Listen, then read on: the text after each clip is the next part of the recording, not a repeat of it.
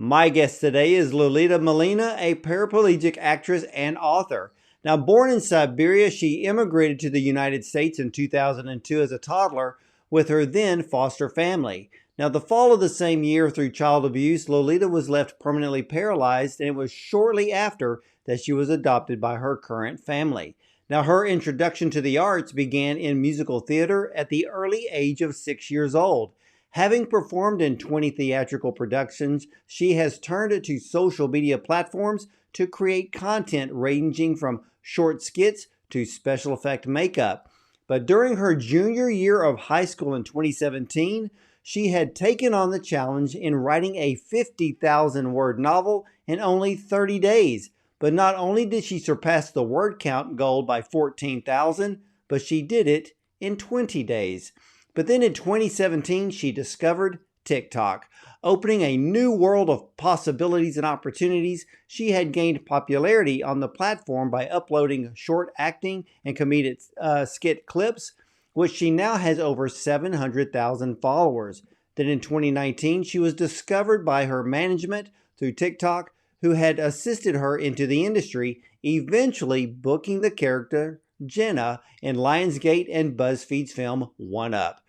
And as Lolita lives by her motto, just because you have a disability doesn't mean you can't follow your dreams. So ladies and gentlemen, let's welcome actress and author Lolita Milena to the show. Welcome.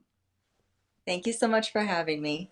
Well, you're very welcome. Now, I understand that you were born in Siberia. How did you make your way to America? I was born in a barn in Siberia. It was always a running joke when I was growing up that I was the second Jesus.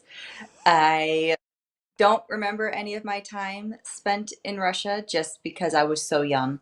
And the foster family brought me to the United States with another child under the guise of adoption to basically bypass the American foster care system laws and regulations. So I came here quite early in my life.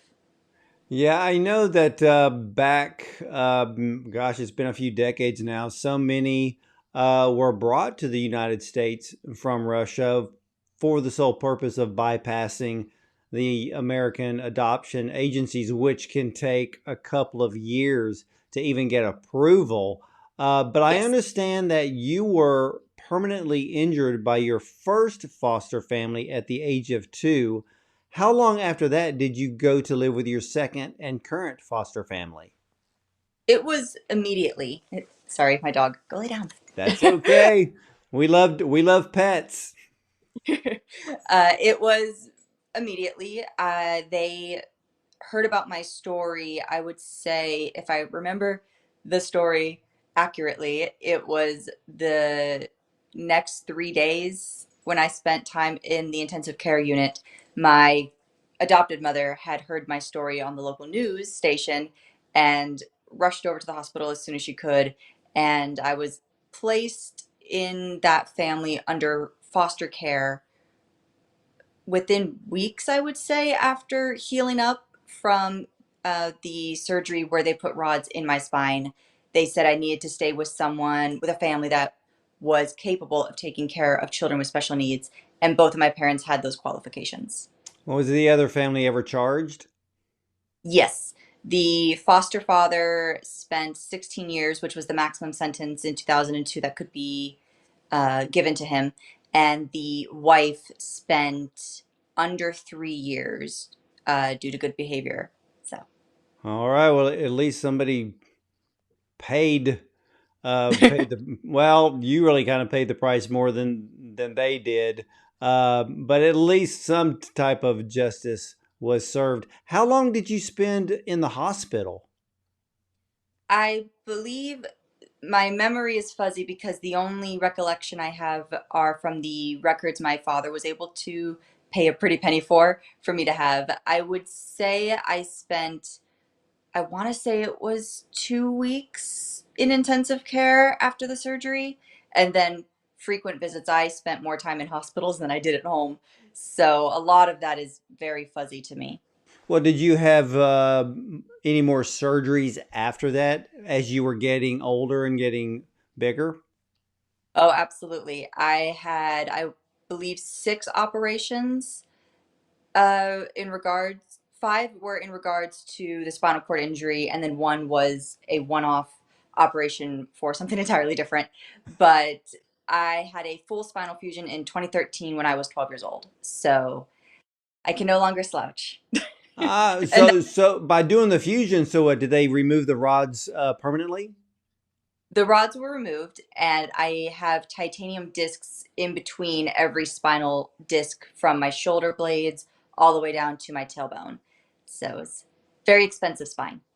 Wow. Well, uh, you're almost the Terminator. I have been called that by some of my relatives, yes. Or the Bionic Woman. For those who remember that TV show back in the 70s, you could be the Bionic Woman. The $1 million woman. That's it. Well, what led you to musical theater at the age of 6? It was ballet actually came first. We have the Ballet Theater of Ohio where I was growing up, and we had gone to see, I want to say it was Sleeping Beauty, and I was just dancing in the aisles because we had a beautiful place for wheelchair seating. And I think it was the director noticed and had come up to my parents after the show. And that winter, I joined the Ballet Theater of Ohio for the Nutcracker for 5 consecutive years. Well, that is fantastic. And, that's just your first time of actually being discovered, but you've been in 20 theatrical productions, and then you found the power of social media. I mean, what kind of content do you create, or what did you create in the beginning? In the very beginning, they were dance compilations because I had been professionally dancing since I was 5.5 to 6 years old. And so I wanted to learn the modern hip hop trending style of dance because I had never learned that. I was trained in classical. So it started out as that. And then I made a one off wheelchair joke video, and that kind of helped push me in the algorithm. And then some big accounts at the time duetted me, and the rest is history, essentially. Well, I have a TikTok account. I actually don't spend hardly any time on it, but spend most of my time on Instagram. And I've seen a lot of people who have disabilities that are in wheelchairs, and they actually poke fun at themselves, um, which I think in the beginning for a lot of people like me, you laugh, but then you're surprised that they're poking fun at themselves. uh, is that something that you do? I have a huge family, and since my parents specialized in those with special needs, a lot of my siblings have that. So we all grew up with that mentality of dark humor aimed at our specific disabilities. So seeing that on social media with other people similar to me poking some fun and having a little laugh about it, it was nice to kind of have that nostalgic feeling of I grew up with that 10 times worse. So you take no offense to any of the dark humor? Oh, no, I'm 90% sure I have friends that take offense for me when I crack a joke or two. Well, I think some of what they call dark humor in social media is funny. It's not actually negative, and it's good to see everyone. At least, I think we should all learn to poke fun at ourselves and not take ourselves seriously. And by for you doing that in the beginning, uh, has that opened up doors for you? I'm pretty sure that is what got me the audition for One Up. I'm 99% sure because it was around that exact time of the audition that I was really, really honing in on dark humor and seeing how far can I push it before some apps get angry at me. And I'm pretty sure my agent had sent some of those clips alongside my audition tape. Well, do you ever, for you to do dark humor, which I think is really great. I really do. Do you get people commenting on your social media like you shouldn't be doing that? I don't get it in the sense of when I make humor about how I was paralyzed. I get a lot of people getting angry when I use certain phrases that are seen as degrading to people in wheelchairs, even though I never refer to another person with those terms. I only refer to myself. My own mother gets angry at me when I say it, but uh, Well, my account, for what would be an example of degrading? I call myself a cripple. And you know that you know what is surprising? That's a word that we grew up with, gosh, in the 70s, and nobody thought twice about it. Now, if you say it in social media, you get lambasted by so many people who say you're not supposed to say that. You're supposed to say special needs or say disabled. And for you to say it, well, in a way, it's really okay because you know what the word means. You do poke fun at yourself, and I'm kind of wondering: have you ever thought about being a comedian? I don't find myself funny. I don't know how people find me funny. I just spew out what's on the top of my head, and I am surprised that it gets even a laugh. I don't consider myself a comedian. Well, I like the humor because I've seen so much of that online.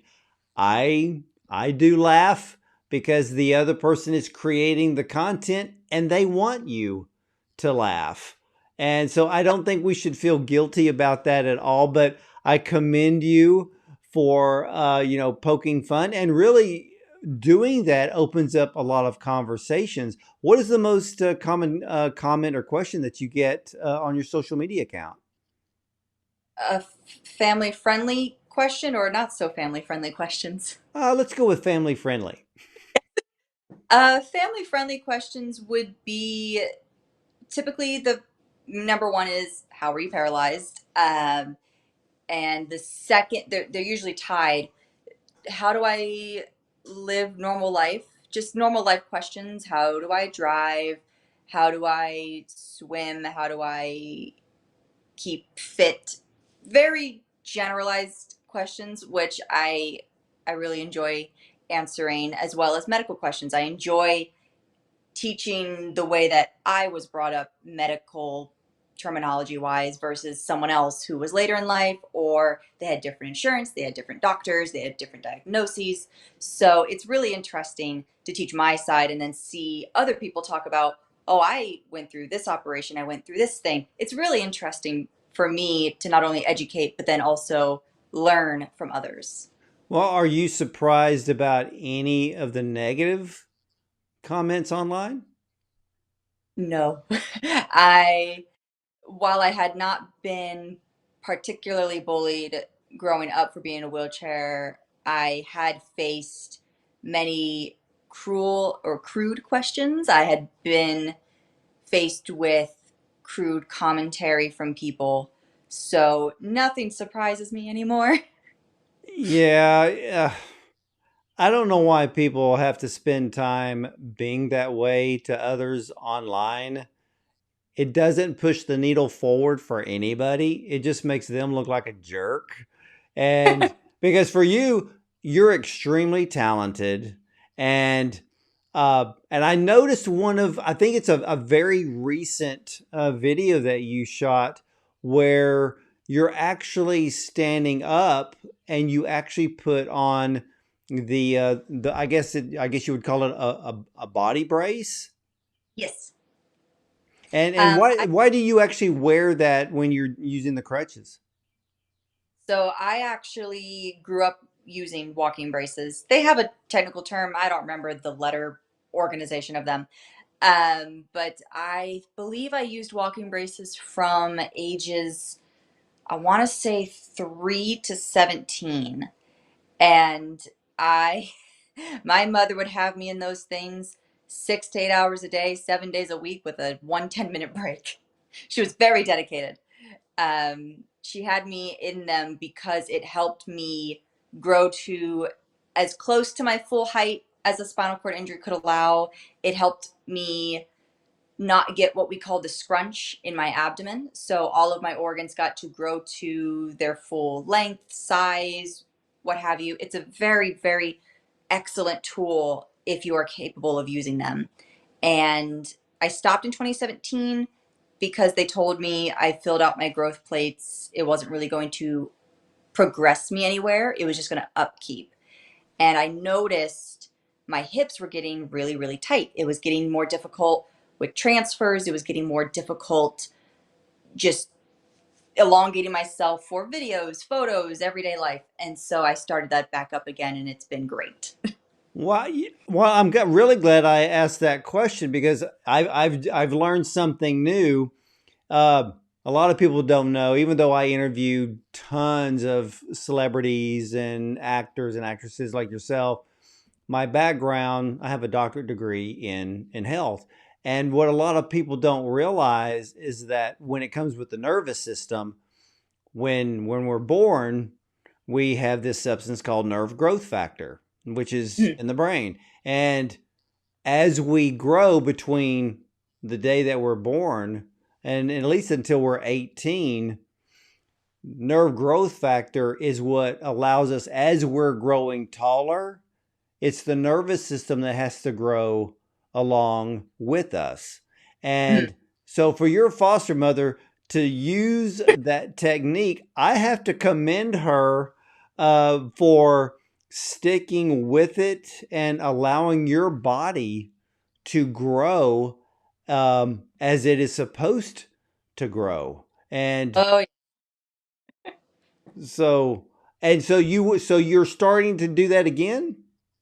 yes. I don't do it the 6 to 8 hours a day every single day. I don't think I'll ever be able to get back to such a schedule. But I've gotten back into it with the weather warming up. It's also great to get the muscles moving again, as well as keep them exercised and warmed up because of nerve pains that I'll get when it's super cold out, especially around my scar tissue with my spinal fusion. So it's been really, really good to get everything limber again. Well, and that helps in ballet, doesn't it? Oh, absolutely. It helps in dance. It helps in toning my body, keeping it going. It's been great, especially during the colder months. Well, I understand that you challenged yourself to write a novel. Why did you want to challenge yourself in such a way, and what is your novel about? It wasn't so much a challenge. It was more so during that class, you had two options. It was partake in the writing challenge of NaNoWriMo, or you could do poetry. I don't like poetry. No, I like poetry. I just I don't enjoy partaking in writing it. So it was more so lesser of the two evils. And the novel is a science fiction horror novel based around two sisters who were created through pure science, test tube babies, if you will. And it was with the intent of the women becoming undercover biological weaponry, essentially, like a sleeper agent. Takes place in Russia. Um, and so it follows the story of them and trying to decide should they go through with what they were essentially created to do or live as what they want to be, which is human. You know, that would end up being a great movie script. Hopefully, if someone hears about it. Well, I Hollywood, if you're watching or listening, there is a working script right now for Lolita's novel, so you need to jump on that before somebody else does. I think it would be great on the silver screen. So, are there any other novels inside you that need to come out and be written? So far, the sequel to the novel 2459 has been published, as well as two other horror novels, and I am currently working on the fifth, as well as numerous different screenplays. Trying to keep busy. There's nothing to do where I live in the winter, so No. So what interests you about horror? My mother and I bonded over movies. She had me watching every Clint Eastwood film. She had me watching Die Hard, Lethal Weapon, Play Misty for Me. She had me watching Dirty Harry. So we bonded over movies, and I think my first horror film was Saw when I was 4, and it was by utter accident that I watched it. And ever since then, I just fell in love with what goes bump in the night and how does the mind work when it is so detached from a collective reality. It's always intrigued me. And then I saw The Exorcist and I fell in love with special effects. Wow. It was funny. Just this morning, I just interviewed a film director on a horror film. I actually told him, I said, I can't put this in the category of horror because I would call it more of horrific.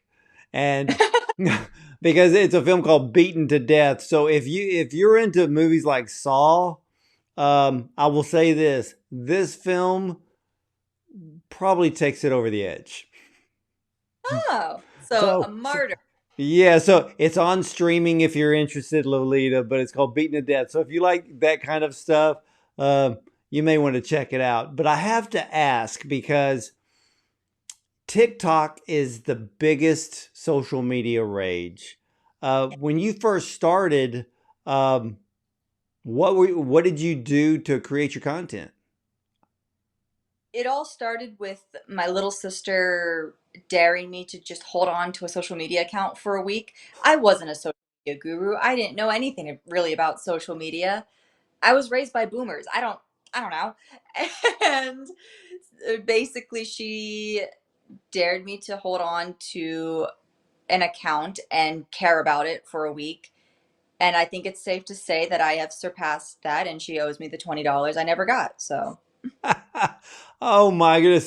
So did you just start doing makeup tutorials before you started doing skits?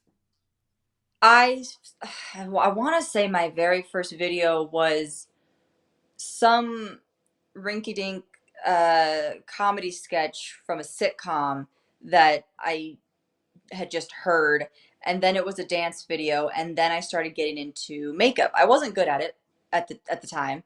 I'm very much self-taught, and so you can really see the progression from when I had to paint eyeballs onto my eyes before I even knew that I could wear contact lenses. So it was very bare bones back then. Well, starting out on social media, what was your emotions like when the first time you started getting a negative comment or two? When I got my first negative comment, it was actually when my first videos started going semi-viral for back then. Um, I would just respond with an either darker joke or I would respond with a quip on par with what they said, and then I saw that they followed me immediately after. Yeah, that's fighting fire with fire.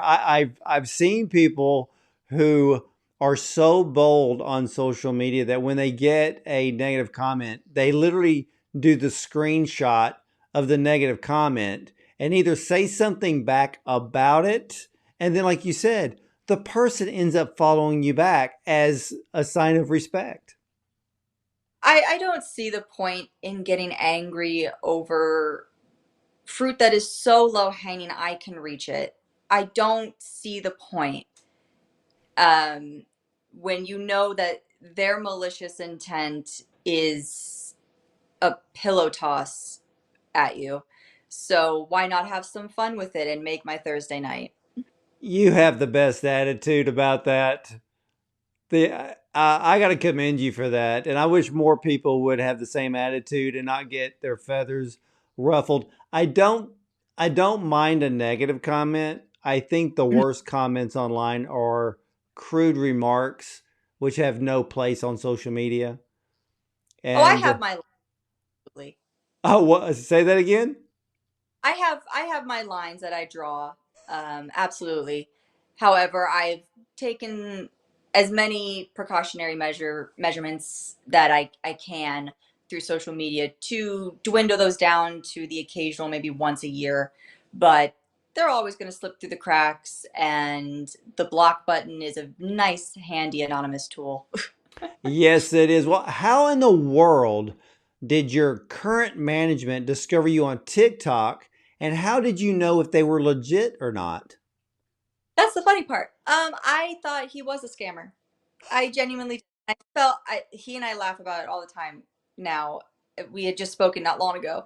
He was really, really trying to get my attention, and I saw his public comments, and then I saw his private messages, but I genuinely thought he was trying to scam me. I was raised very cautious of Hollywood. I was raised to be very, very careful because we had gotten scammed before when I was a child with fake Hollywood people and agents and all that fun stuff. So it wasn't until an account with almost 2 million followers at the time messaged me, and she told me, he's legit, he's my agent, you can trust him. And I messaged him finally, and he got me an audition that night because it was the night it was due. That was what he kept trying to get me to answer to. It was very funny. So was that for the film One Up? No, no, no, no, no, no. This was for the Texas Chainsaw Reboot. It was a horror film. Wow, and that was right up your alley. Yes, and I really wish they had gone with the original idea. Um, I don't know exactly where things changed, but it was a really intriguing having the final girl be in a wheelchair, and it you don't really hear of it. So I was super excited just to hear that they changed it.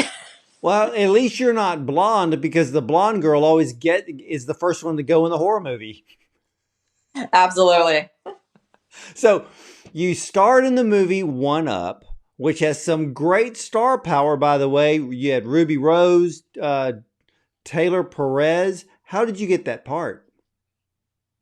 I actually had spoken to some of the team behind One Up a year after we had wrapped filming, and I asked them, "Is it okay if I ask how you picked?" Because I know casting directors can only do so much for you, and I love Barbara. She was so sweet, especially when we finally got to meet face to face.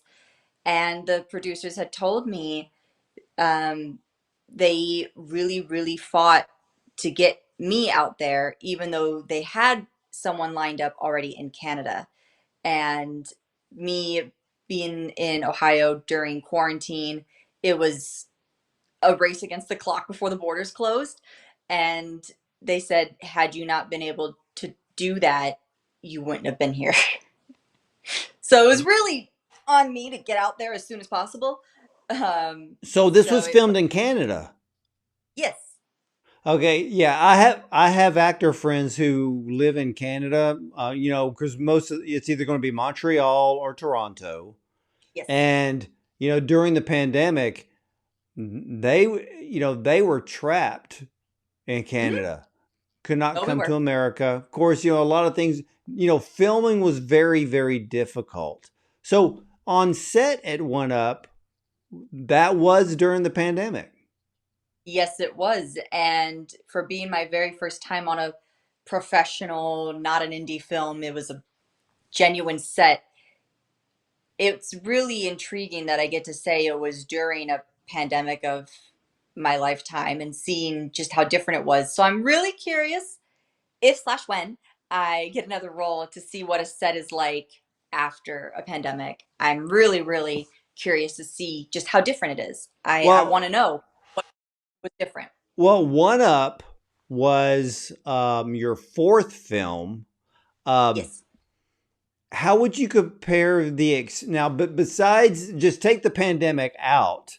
How would you compare your experience being on the set of One Up versus the three films prior? One, the crews are so much bigger with One Up. It was far more professional with timestamps and schedules and actual wardrobe that didn't come from my closet. Um, it was just so different. And I really, really loved every second that I had, pandemic or not. I really enjoyed my time, and I really hope that that wasn't a one and done situation. But if it is, I am entirely grateful for the time that I had. Well, are there any new film projects in the works? It's a game of waiting. It is auditions and then wait, audition and then wait. But I can't even complain about that because while my peers get more auditions than I do, a lot of them are background, guest star, whereas I may get an audition or two a month. They are really great parts, big parts, amazing stories and characters to tell. So I'm very grateful. It's just, I am not a patient woman. I don't like waiting. I don't blame you, but so let me ask you because I know what all the casting sites are like. I mean, there's Yes. Actor Access, Casting Frontier, the list goes on. So I'm sure that you're on all of those. Oh, yes. Okay, so let's say you get email notices coming in for auditions. Um, for you, being in a wheelchair, do you audition for other parts that are not asking for maybe someone with a disability? Because I've received like I would get so many um, casting emails, and they're very specific. Hmm. Um, how do you handle those How do you handle the auditions that come into you? Do you just like go for it? I do, and I've slowly, snail's pace, have built up people that actually recommend me to casting directors for parts that are not wheelchair assigned, and I am always surprised when I get one. I am fluent in American Sign Language. I have a sister who is deaf, and I've gotten multiple auditions for sign language interpreter roles. I've gotten roles that are ambulatory wheelchair roles, even though I am not. I even got to audition for Wicked, which was amazing. Even though I know in the play she walks eventually, and they said that's going to be of no issue. So that was amazing. I've gotten roles for superheroes. I've gotten like not roles, auditions. I keep saying roles. I'm manifesting. But it's always been great to see casting directors put themselves in the position of, well, let's give it a shot. Let's see what these people can do. Let's see if, like, who's it gonna hurt? If they're not good, we just won't send it. And I think that's a great first step. I think it's wonderful. Not only do I commend you for going after all of the roles that are sent to you, I commend the casting agents and directors for at least being completely open to say, "Hey, maybe we can go this route." Because it's only fair, and not only that, it's acting. Yes. And I Yeah. think it's great. I think because it wasn't like that when I first started doing auditions. The only auditions I would receive that weren't wheelchair based were voiceovers, because it didn't matter if you were paralyzed or not. So it's crazy that I got to see that progression almost in real time in my inbox, where it just started really flooding in just auditions for anything that they thought I fit, which I think is great. Well, let me ask you this because you brought up voiceovers. Have you done any voiceover work? Because you have excellent speech. Oh, thank you. I did, but the project not only halted, um, things had gone wrong. It was for a video game, and I don't know what the future of that is anymore, but that was a lot of fun to be able to do that just in the comfort of my home, miles and miles away. But I don't think it will see the light of day. Well, I would stick. I would even go after all of the voiceover roles. I mean, I've got a friend of mine who is an actor who has done extremely well for VOs in video games, and Yes. so there's still a big market for that. But you're very well spoken. You have great tone. So hey, mic up and keep doing it. Oh, I thank you. Well, if you could choose a role of a lifetime, what would it be? I was just thinking about it. Have you ever read the A Song of Ice and Fire, the Game of Thrones? No, I've not. Well, there is a character. She Renice the First. She is one of the wives to the king, essentially. And she's always been a character I loved. And I would just love to see a character in the Game of Thrones universe with such power and a dragon that is the size of the Empire State Building, and she's paralyzed and they don't care. I think that would just be beautiful, especially in terms of her tragic story. I think it would just be great. So if anyone from HBO or who works alongside Mr. Martin, I I will give my phone number immediately. There you go. All right, HBO, if you're listening or watching, Lolita Molina, she's the one that you need to cast. And not only that, just about every Hollywood casting agent out there, uh, Lolita Molina is extremely talented. To me, you have such a very large future ahead of you. I mean, what other goals do you have that you wish to accomplish? Whenever I'm asked that, I would have to go back to my statement I made one tipsy Friday night, and it was to be the first paraplegic to win an Oscar someday. Very far in the And future. well, I would not say too far into the future. It could be very close into the future because I truly believe that can happen. I stand in agreement with you on that one. Well, at least one of us is standing. Oh, there's your humor, and I love it. And see, I knew I was waiting that I was probably going to say something like that on the off the top of my head and not even realize it. So I'm glad that you have the sense of humor to take that and to go with it. And but no, I think an Oscar is always in the future. I have heard so many incredible stories of people being nominated, and yeah, we need that. We need someone to win the Oscar like that, and I think you're probably one of the ones to actually do that. So for you, what's on the horizon in 2024? It's been a lot of behind the scenes activities. It's been a lot of more so personal advancements into my career that I've been needing to take for probably the past 2 years and just haven't done it. It's just a lot of waiting. It's a lot of getting stuff out there to the proper people and the proper organizations, and then just sitting back and hoping it did not get lost in a spam inbox. Yeah, I hear you on that one. Now, do you take? Are you currently taking acting lessons? I did growing up. I took a few courses, and my hopes are this year, if not the beginning of next year, to really get back into it. I was trained in stage combat. I'd like to recertify myself and learn something new. I am totally not opposed to trying out anything I possibly can. I love that. I love that. You are an inspiration. Uh, I think you motivate us to be better, to do better, and I just encourage you to keep going. Uh, to me, in my personal opinion, you have an incredible, bright future in front of you in film, voiceover, dance, and so much more. And I guess what the fifth novel is on the way. Hopefully, it's getting there at a crawling pace, but it's hopefully coming.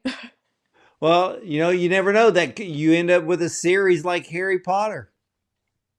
Uh, Don't even get me started on that. My sister was addicted to those novels, and those were probably the first ones I read. As soon as I knew how to read, she dumped them all on me. So maybe.